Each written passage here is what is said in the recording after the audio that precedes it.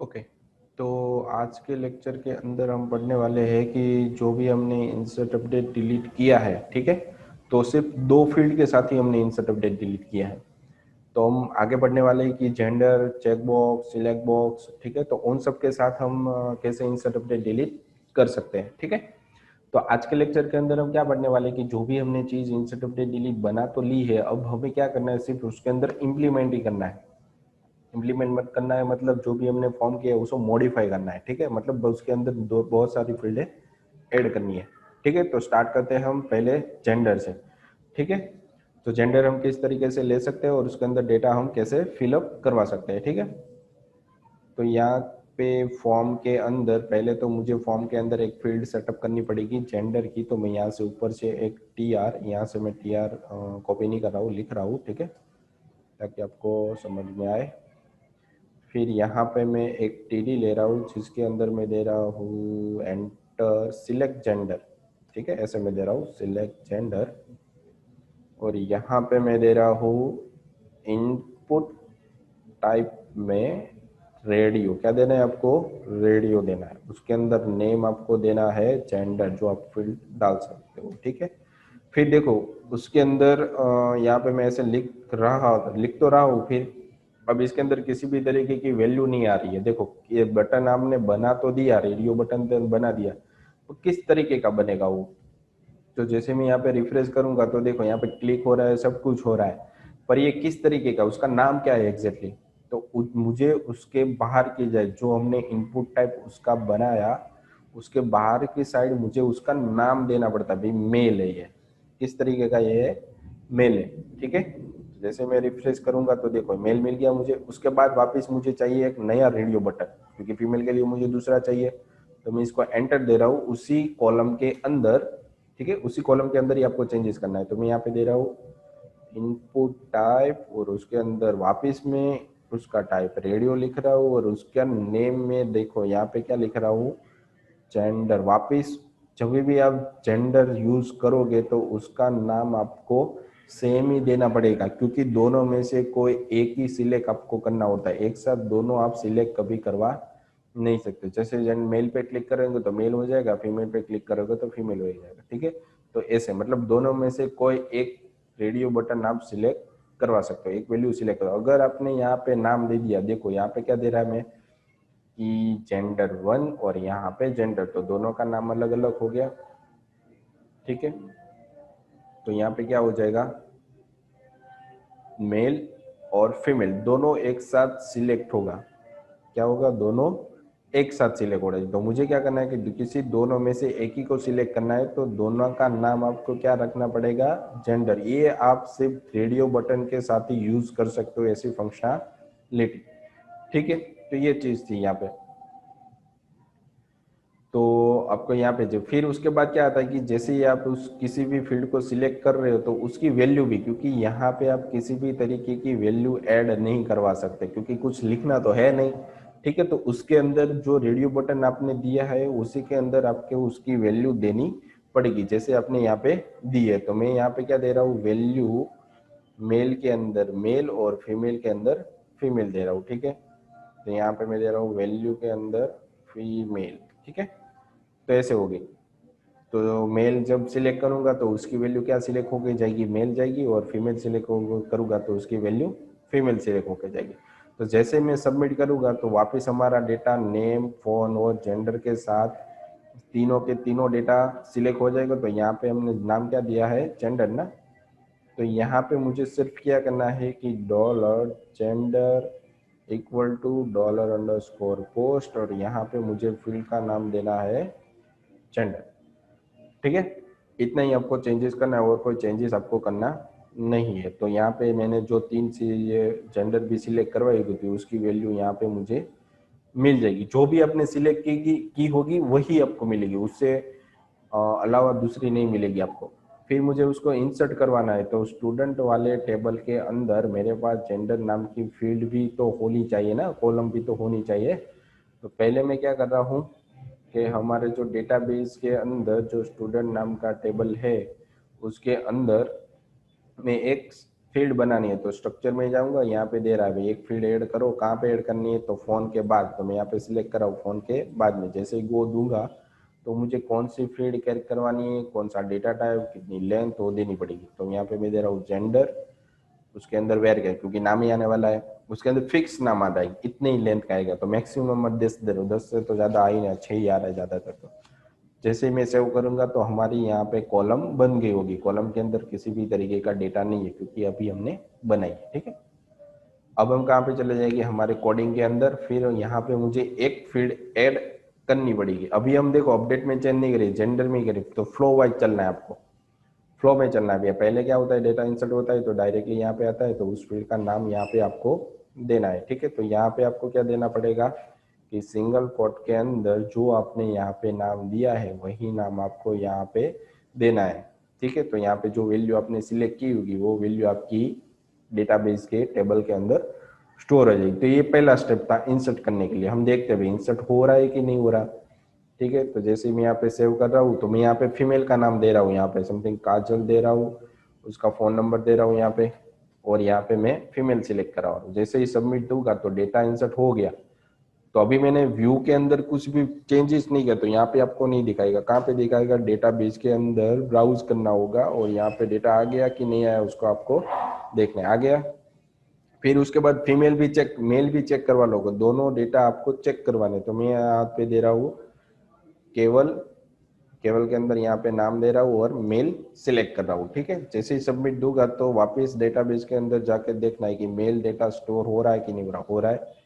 ठीक है, तो ये आपकी प्रोसीजर होगी, मतलब एक डेटा सक्सेसफुली आपके डेटाबेस में टेबल के अंदर स्टोर हो रहा है। फिर आपको व्यू करवाना है, तो देखना है तो आपको क्या करना पड़ेगा, व्यू वाले पेज के अंदर भी एक कॉलम ऐड करनी पड़ेगी ना।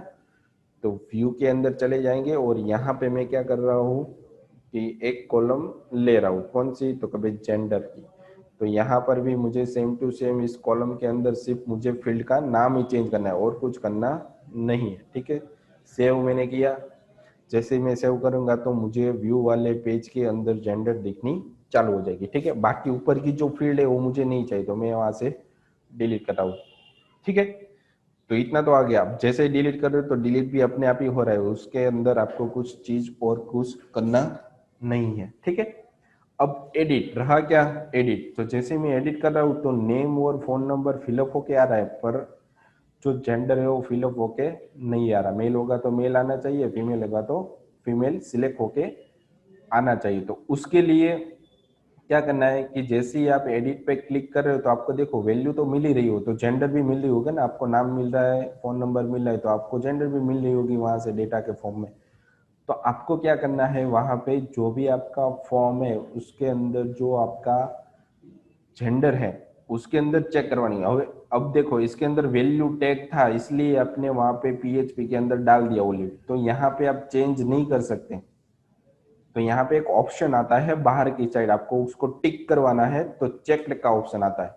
पर चेक्ड का ऑप्शन कब होगा, मेल मिलेगा तभी होगा ना। अगर आप फीमेल के ऊपर क्लिक कर रहे हो तभी भी वापस क्या आ रहा है, मेल ही आ रहा है। देखो वापस मैं यहाँ पे गया, ये कहाँ पे, यहाँ पे फीमेल लिखा हुआ है ना, तो जैसे मैं एडिट करूंगा तो यहाँ पर भी मेरा, तो यहाँ पे क्या आना चाहिए, फीमेल। तो मैं बार बार कोडिंग में जाके चेंज नहीं करने वाला। तो मुझे क्या करना पड़ेगा कि मेरी जो ए वैल्यू है ये तो मैंने डेटाबेस में स्टोर कराई, और यहाँ से जो डेटा आ रहा है, मतलब डेटाबेस में से जो आ रहा है, मेल होगा या फीमेल, दोनों में से कोई एक ही होगी, दो तो कभी एक साथ स्टोर नहीं हो सकती। तो मुझे इसके बाहर की साइड क्या करना पड़ेगा, एक कंडीशन रखनी पड़ेगी। कंडीशन के अंदर अगर Q U E two of gender, क्योंकि जेंडर मुझे मिल जाएगा, इक्वल इक्वल टू मेल, जो यहाँ पे मैंने रखा है वो मुझे यहाँ पे मैच करवाना है। अगर हो गया तो इको के अंदर मैं क्या लिख दूंगा, चेक्ड। मैंने अभी आपको बोला कि चेक्ड की मदद से क्या होता है, वो टिक होके आता है। ठीक है, तो ये क्या हो गया, पीएचपी के अंदर और इनपुट टैग के अंदर ही रखा है। देखो मैंने वैल्यू टैग के अंदर नहीं रखा, कहाँ पे रखा है, ये जो हमारा इनपुट टैग है रेडियो बटन का फर्स्ट वाला, उसके अंदर ही मैंने क्या रख दी है, यहाँ पे एक कंडीशन रख दी है। क्या, कौन सी कंडीशन रख दी, अगर मैंने क्यू यू ई, मगर ऊपर से मुझे डेटा अपडेट होके मिल रहा है, मतलब मेरी आईडी मिल रही है, तो मुझे इसके अंदर कुछ मेल मिलेगा या फीमेल मिलेगा। ठीक है, तो इसी के आगे @ भी रखना। अगर मेल मिल रहा होगा, यहाँ पे मैच हो रहा होगा तो चेक्ड हो जाएगा। तो सेम टू सेम आपको इस कंडीशन को कहाँ पे रखता है, फीमेल नाम के चेन रेडियो के अंदर, उसके अंदर भी रखना है, क्योंकि फीमेल आएगा तो यहाँ पे मेल आ रहा है तो चेक हो जाएगा, फीमेल तो नहीं बोला, क्योंकि दोनों में से कोई एक ही वैल्यू मैच होने वाली है। ठीक है, तो यहाँ पे मैं क्या रख दूंगा, फीमेल, बस इतना चेंजेस आपको करना है। तो मेल सिलेक्ट होगा तो मेल सिलेक्ट हो जाएगा, मेल आ रहा होगा डेटाबेस में से, अगर फीमेल आ रहा है तो फीमेल वाला चेक हो जाएगा डेटाबेस में से। ठीक है, तो ये इसको सेव करते हैं। सेव करने के बाद वापस यहाँ पे रिफ्रेश करो, देखो यहाँ पे अभी काजल है तो क्या है, फीमेल है ना, तो फीमेल सिलेक्ट होके आ गया। वापस यहाँ पे गए, ये क्या है, केवल है तो मेल है, तो मेल सिलेक्ट होके आना चाहिए। मतलब मैंने क्या करवा दिया, जो चेक्ड है उसको इफ कंडीशन के अंदर रख दिया है। देखा, मैंने क्या बना दिया, एक कंडीशन बनाई, जो अगर ये सही होगी तो चेक्ड होगा, वरना कुछ होने वाला नहीं है। मतलब एल्स वाला पार्ट मैंने निकाल दिया। ठीक है, ये चीज आपको यहाँ से अच्छे से समझनी थी। ठीक है, क्योंकि जब अब एडिट वाला पार्ट आता है तभी आपको ये सब दिक्कत होता है। तो जेंडर कभी भी होता है तो आपको चेक्ड करवाना है। चेक्ड करवाने के लिए आपके पास डेटाबेस में से कोई एक ही फील्ड आएगी, या मेल आएगी या फीमेल आएगी। तो डेटाबेस में से जो डेटा आ रहा है उसको इसके साथ मैच करवाना है। अगर मैच हो रहा है तो चेक्ड हो जाएगा, वरना ब्लैंक रहेगा। ठीक है, अब जैसे मैं सबमिट कर रहा हूँ तो वापस ये डेटा क्या कहाँ जा रहा है, पोस्ट हो रहा है। तो पोस्ट होने के बाद अब तो अपडेट हो रहा है तो इसके अंदर आएगा। तो इसके अंदर आपको क्या करना है, एक और कॉलम यहाँ पे ऐड कर देनी है। जेंडर आपको मिल रहा है तो यहाँ पे आ जाएगा आपके पास डॉलर जेंडर। ठीक है, और वेर के अंदर बाकी कुछ चेंजेस आपको करना नहीं है। देखो अब सही से हो रहा है कि नहीं हो रहा। तो पूरा ये फ्लो था, इंसर्ट करो, व्यू करो, डिलीट करो और एडिट करो और अपडेट करो। ठीक है, तो ये प्रोसीजर होती है सारी। तो फ्लो में चलना है हमें, पहले से ही लिख के नहीं करना सब कुछ। तो काज केवल है, केवल को मैं यहाँ पे फीमेल कर रहा हूँ तो डेटा अपडेट हो रहा है कि नहीं हो रहा चेक करने के लिए हम जस्ट उसकी जेंडर बदल रहे। तो यहाँ पे फीमेल आ गया, यहाँ पे फीमेल आ गया। वापस मैं इसको क्या कर रहा हूँ, मेल कर रहा हूँ। तो मेल हो रहा है कि नहीं हो रहा चेक करने के लिए वापस अपडेट कर रहा हूँ, तो मेल हो रहा है। मतलब मेल और फीमेल भी हमारे पास डायनेमिकली अपडेट डेटा कर रहे हैं हम। मतलब जेंडर का पूरा इंसर्ट हो गया, व्यू हो गया, डिलीट हो गया, डिलीट तो हो ही रहा है, और अपडेट भी हमने साथ में करवा दिया। तो अपडेट में दो प्रोसीजर, पहले टिक करो, उसको सिलेक्ट करो और उसके बाद उसको अपडेट करवाओ। उसके अंदर तो कुछ है नहीं। ठीक है, तो ये जेंडर का था पूरा कुछ। अब मुझे यहाँ पे चेक बॉक्स का चाहिए। मतलब मेरे पास बहुत सारी हॉबी है तो मैं एक साथ दो तीन, जेंडर में क्या था कि कोई एक ही फील्ड आप सिलेक्ट कर रहे हो। अब मेरे पास चेक बॉक्स है तो बहुत सारी फील्ड मुझे सिलेक्ट करनी है, वो मेरा डेटा डेटाबेस के अंदर स्टोर होना चाहिए। ठीक है, तो वो चीज़ हम सीखेंगे। तो चेक बॉक्स में ध्यान से देखना, बहुत ही थोड़ा सा ट्रिकी है। ठीक है, तो वापस मैं एक नई कॉलम बना रहा हूँ, मतलब नई रो बना रहा हूँ यहाँ पे, उसके अंदर दो कॉलम बना रहा हूँ। टीडी के अंदर मैं यहाँ पे बना रहा हूँ सिलेक्ट हॉबी। आप कुछ भी बना सकते हो, यहाँ पे ग्रेजुएशन भी आप डाल सकते हो, यहाँ पे आपका क्वालिफिकेशन, मैं यहाँ पे क्वालिफिकेशन डालते हैं। ठीक है, हॉबी की जगह। फिर यहाँ पे नई कॉलम के अंदर सेम टू सेम जेंडर में कैसे चेक बॉक्स बनाया था, ठीक है, तो ये बटन बन के आया था ना, वैसे ही यहाँ पे क्या आता है, स्क्वायर ब्रैकेट बन के आता है। बनाते हैं हम इनपुट टाइप के अंदर आपको वहाँ पे रेडियो बटन राउंड फॉर्म में मिला था, यहाँ पे स्क्वायर ब्रैकेट में चाहिए, मल्टीपल सिलेक्शन चाहिए, तो चेक बॉक्स यहाँ पे लिखना पड़ेगा। उसका नेम यहाँ पे क्या दिखते हैं हम, क्यू यू कोली लिखते हैं सिर्फ। ठीक है, बहुत बड़ा नाम हो जाता है। फिर इसके अंदर भी सेम, हम लिख नहीं सकते तो वैल्यू मुझे इसकी देनी पड़ेगी। तो मैं यहाँ दे देता हूँ 10th। ठीक है, और बाहर की साइड मुझे 10th लिखना पड़ेगा ना मैन्युअली। ठीक है, तो ये हमारा फर्स्ट चेक बॉक्स हो गया। हम इसको कैसे रिप्रेजेंट करते हैं वो भी हम देख लेते हैं। तो यहाँ पे 10th आ गया, चेक ऐसे होता है। फिर मुझे 12th और 12th का भी देना था, तो मैं इसको यहाँ से नई इनपुट टाइप, नई लाइन के अंदर इनपुट टाइप दे देता हूँ, और यहाँ पे मैं दे रहा हूँ चेक बॉक्स। यहाँ पे नेम के अंदर दे रहा हूँ वापिस सेम नाम। देखो यहाँ पे आपको बहुत सारे, क्योंकि आपने 10, किसी ने 10th भी किया होगा, किसी ने 12th भी किया होगा, किसी ने ग्रेजुएशन भी किया होगा, या फिर पोस्ट ग्रेजुएशन होगा। ठीक है, तो चारों चीजों एक साथ होगी, तो आपको चारों चीजों को एक साथ सिलेक्ट करवाना पड़ेगा ना। किसी एक को करवाना है तो रेडियो बटन लो, अगर बहुत सारे या मल्टीपल करवाने हैं तो आपको वहां पे चेकबॉक्स लेना पड़ेगा। तो नाम यहाँ पे क्या रखना होता है, आपको सेम रखना पड़ेगा, अलग अलग आप नहीं रख सकते। ठीक है, 12th, तो यहाँ पे मैं रख देता हूँ 12th। उसके बाद ग्रेजुएशन भी साथ में मैं दे ही देता हूँ। ठीक है, टाइप के अंदर यहाँ पे आ जाएगा चेक बॉक्स, नेम में ले लेता हूँ सैम पॉली, और वैल्यू में ले लेता हूँ यहाँ पे ग्रेजुएशन। ठीक है, और बाहर की साइड में लिख देता हूँ ग्रेजुएशन। सेव कर दिया। जैसे ही मैं यहाँ पे सेव करता हूँ, यहाँ पे रिफ्रेश करता हूँ, तो यहाँ पे देखो बहुत सारी मल्टीपल आप सिलेक्ट यहाँ पे करवा सकते हो, किसी बीच में हटाना हो तो हटा भी सकते हो। ठीक है, तो ये हो गया यहाँ पे। अब जैसे ही आप सबमिट करोगे तो ये डेटा आपका किस फॉर्म में जाता है, ऊपर पोस्ट होता है ना, तो कोली के अंदर देखो यहाँ पे क्या होता है कि तीनों फील्ड अलग अलग है। याद रखना ये चीज, ये तीनों फील्ड क्या है, अलग अलग है। अगर मैंने सेम नाम रखा है तो किसी एक फील्ड का ही डेटा स्टोर होता है। ठीक है, यहाँ पे कैसे होता है कि नाम आपने सेम रखा है तो जो सिलेक्टेड होगा उसी का डेटा यहाँ पे पास होता है। तो सेम चीज यहाँ पे होती है, जो चीज आपने सिलेक्ट करके रखी और उसमें भी लास्ट चीज जो आपने सिलेक्ट करके रखी उसका डेटा पास होता है। मैं दिखाता हूँ, यहाँ पे क्वाली आपने लिखा है तो हम यहाँ पे क्या कर सकते हैं, वॉली लिख देते हैं और यहाँ पे पोस्ट लिख देते हैं, उसके अंदर मैं लिख देता हूँ QULI। ठीक है, अब देखते हैं, मैं यहाँ पे एग्जिट कर देता हूँ, मुझे इंसर्ट नहीं करवाना, चेक ही करवाना है। ठीक, तो यहाँ पे मैं इको करवा रहा हूँ, देखो अब देखो। ठीक है, हमारा डेटा इंसर्ट नहीं होगा, यहाँ पे आके रुक जाएगा। ठीक है, देखते हैं हम, रिफ्रेश करो तो देखो मैंने यहाँ पे किसी भी तरीके का कोई भी डेटा डाल दिया, 10th डाला है, 12th डाला हो और ग्रेजुएशन। मैं देखो यहाँ पे 12th नहीं डाल रहा हूँ, तो लास्ट में मैंने किसको सिलेक्ट किया, यहाँ पे हमारी लास्ट में कौन सी इनपुट पड़ी है, ग्रेजुएशन है ना, वो सिलेक्टेड है। इसलिए जैसे ही सबमिट करूंगा तो मुझे क्या मिलेगा, वहाँ पे ग्रेजुएशन ही मिलेगा, 10th का मिलेगा नहीं। अगर मैं यहाँ से इसको हटा रहा हूँ और मैंने यहाँ पे 12th कर दिया तो अब मुझे किसका डेटा मिलेगा, 12th ही मिलेगा, क्योंकि कोई एक ही डेटा मुझे मिलेगा, बहुत सारा डेटा एक साथ नहीं मिलता।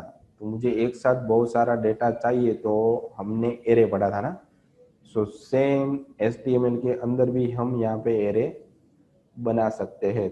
तो मैंने समथिंग 3 डेटा सिलेक्ट किया तो तीनों डेटा यहाँ पे एरे के फॉर्म में स्टोर हो जाते हैं। अब जब भी क्वाली ऊपर लिखूंगा तो यहाँ पे मुझे एरे लिखने की जरूरत नहीं, ये ऑलरेडी क्या होता है, एरे के फॉर्म में ही होता है।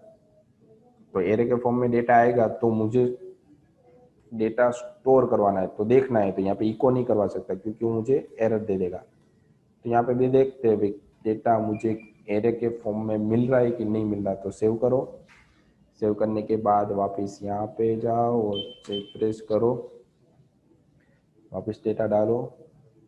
मैंने 2 सिलेक्ट करा है तो 2 डेटा मिलेगा, जो 0 के अंदर 10th और 1 के अंदर 12th। ठीक है, तो ये से मिला। अब एक चीज और है कि ऐसे जो डेटा मुझे मिलता है वो हमारे डेटाबेस के अंदर कभी हम स्टोर करवा नहीं सकते। डेटाबेस के अंदर ऑलवेज कैरेक्टर और स्ट्रिंग और नंबर, ये तीनों चीज ही स्टोर होती है, उसके अंदर पूरा एरे कभी भी स्टोर नहीं होता।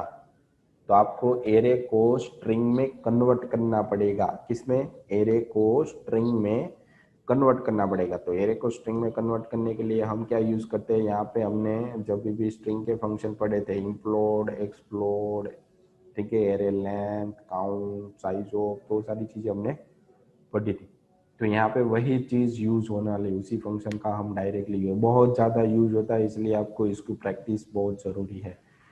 तो मैं क्या कर रहा हूँ कि डायरेक्टली इसको डेटाबेस के अंदर स्टोर नहीं करवा सकता, तो मुझे पहले इसको स्ट्रिंग में कन्वर्ट करने के लिए, ये तो ये रहे ही मेरे पास, इसको मुझे स्ट्रिंग में कन्वर्ट करना हो तो मुझे यहाँ पे क्या लिखना पड़ेगा, क्योंकि इसको मैंने इसमें डाल दिया तो ये भी एरे हो गया, ये भी एरे हो गया। तो मैं यहाँ पे यूज कर सकता हूँ इम्प्लोड, और किसकी मदद से आपको उसको ज्वाइन करवाना है एरे को, यहाँ पे आपको एक कैरेक्टर देना होता है। ठीक है, तो ये एरे हो गया, और इस कैरेक्टर की मदद से क्या हो जाएगा, वो स्ट्रिंग में कन्वर्ट हो जाएगा। देखते हैं।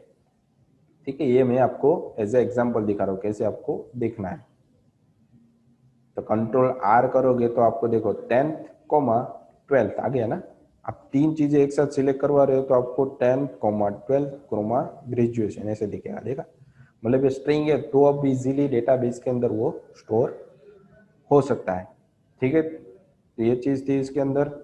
तो अब मैं इसको स्टोर कर, पर मुझे डायरेक्टली ये दो लाइन एक्स्ट्रा लिखनी पड़ी है। अब मैं यहाँ पे इसको क्या कर रहा हूँ, एक नई वेरिएबल में ले रहा हूँ।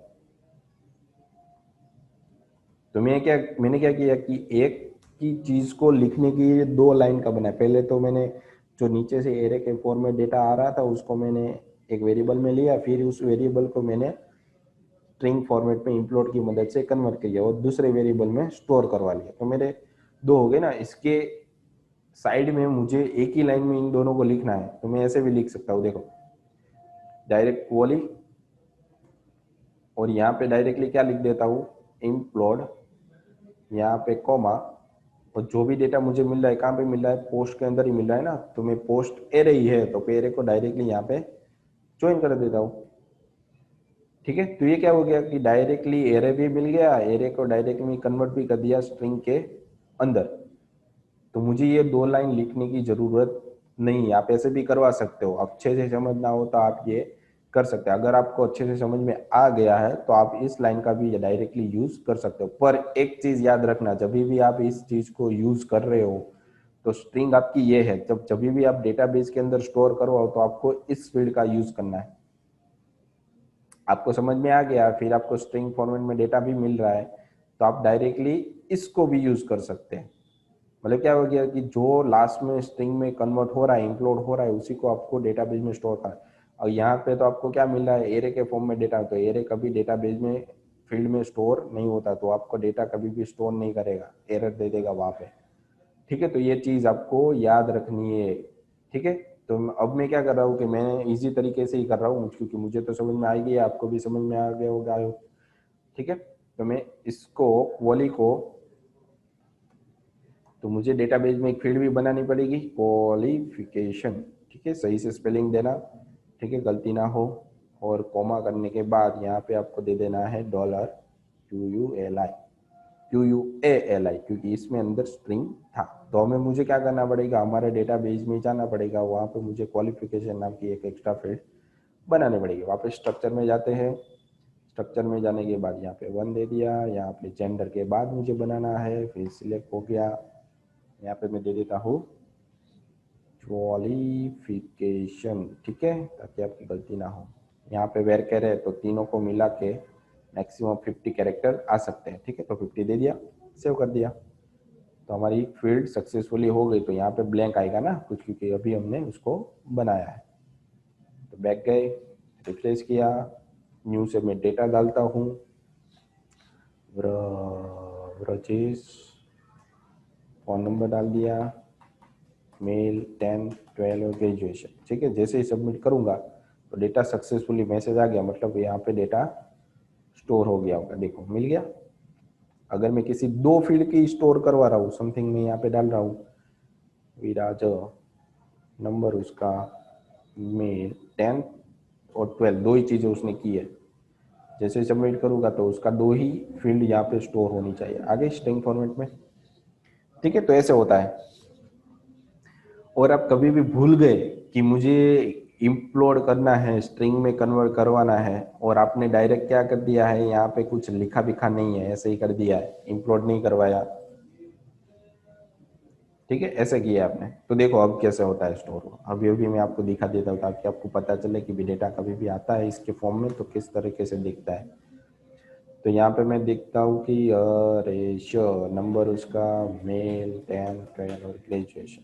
जैसे सबमिट किया तो देखो यहाँ पे एक एरर भी दे दी आपको, और यहाँ पे क्या आ जाएगा, देखो एरे आ गया। एरे के अंदर क्या है वो आपको दिखाई नहीं देगा, मतलब आपने जब भी एक गलती की है, अपलोड करना भूल गए हो, तो आपको यहाँ पे मैसेज देगा और डेटाबेस में ऐसे एरे स्टोर करके देगा। एरे के अंदर क्या है वो स्टोर करके नहीं देगा, ठीक है। तो ये चीज़ आपको यहाँ पे याद रखनी है। अगर मिस्टेक बाई मिस्टेक हुई तो एरर भी मैंने आपको दिखा दी, ऐसे हो जाती है। फिर डेटा इंसर्ट भी हो गया, स्टोर भी हो गया। अब मुझे क्या करना है कि सिर्फ यहाँ पे एक कॉलम बनानी है, नहीं जेंडर की तरह मुझे बनानी पड़ेगी यहाँ पे कॉली, क्वालिफिकेशन।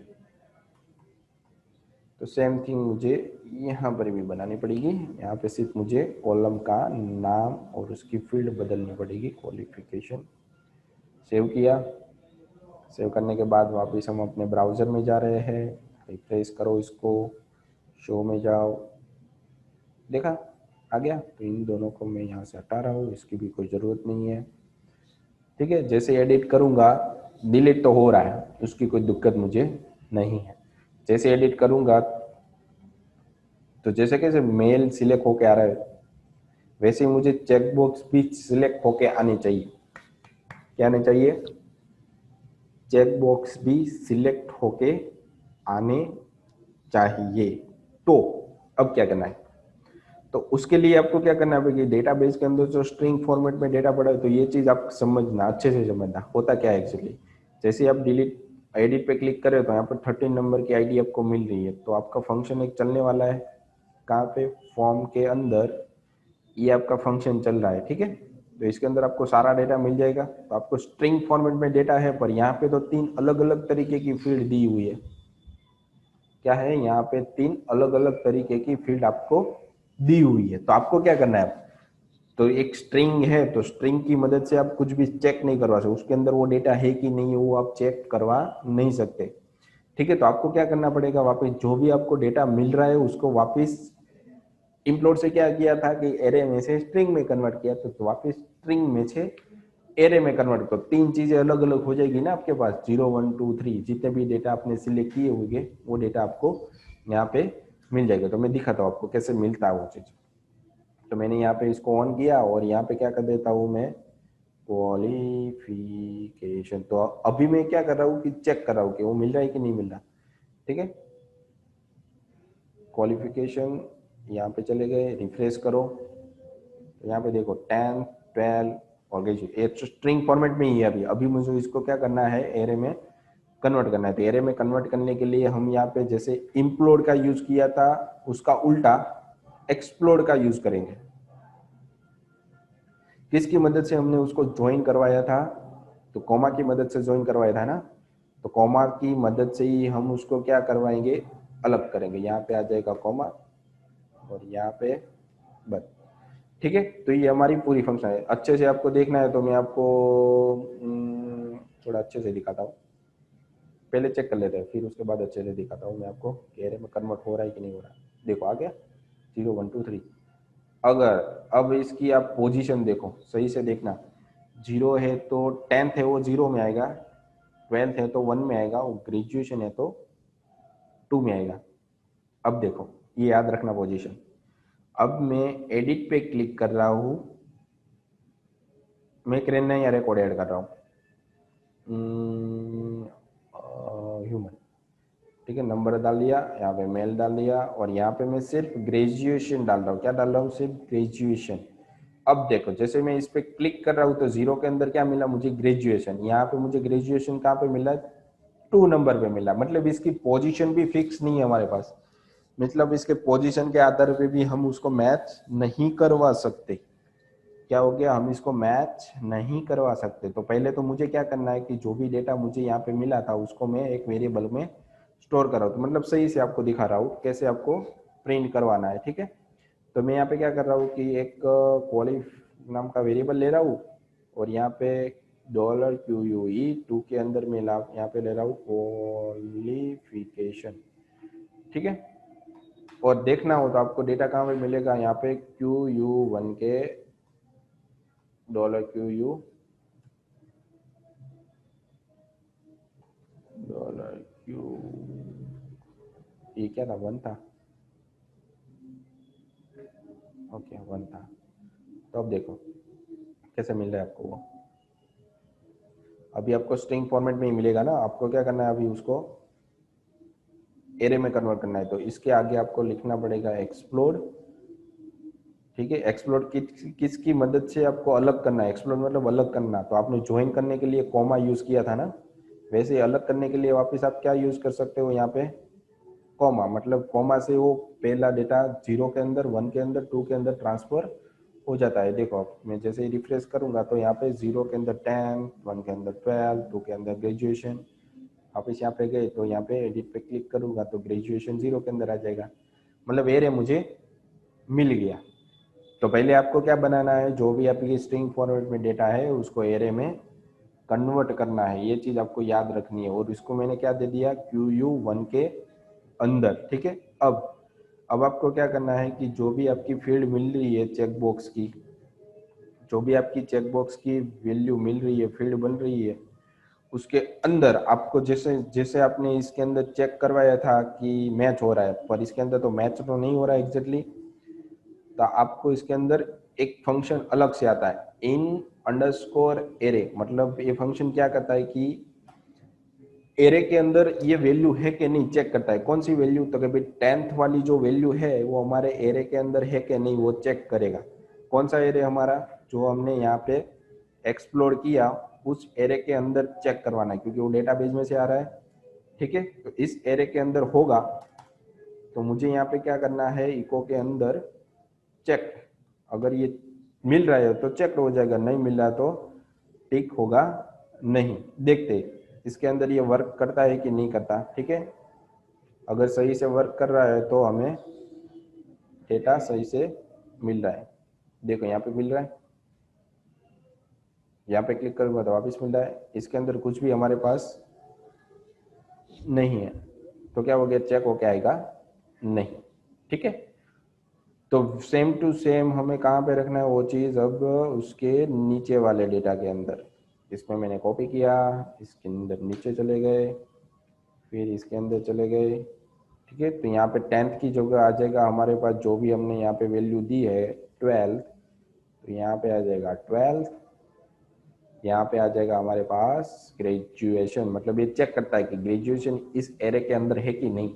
अगर होगा, किसी भी फील्ड में होगा समथिंग, आपके पास एरे के अंदर 1000 रिकॉर्ड भी होगा तो 1000 रिकॉर्ड में से वो वैल्यू चेक करेगा, है तो ट्रू देगा, वरना फॉल्स दे देगा। मतलब इन एरे का फंक्शन का यूज क्या है कि वो एरे के अंदर वैल्यू है कि नहीं वो चेक करता है। अगर होगा तो ट्रू मिलेगा, नहीं होगा तो फॉल्स देगा। फॉल्स वाले पार्ट में तो हमने कुछ कराया नहीं है, मतलब टिक नहीं करवाया, अनटिक नहीं करवाया, तो एज इट इज रहेगा। देखो अब यहाँ पे तीनों मिल रहा है तो तीनों के तीनों टिक हो गए। यहाँ पे 2 मिल रहे हैं 10th और 12th, तो दोनों टिक हो जाएंगे। यहाँ पे ग्रेजुएशन मिला है तो ग्रेजुएशन टिक होके आ जाएगा, ठीक है।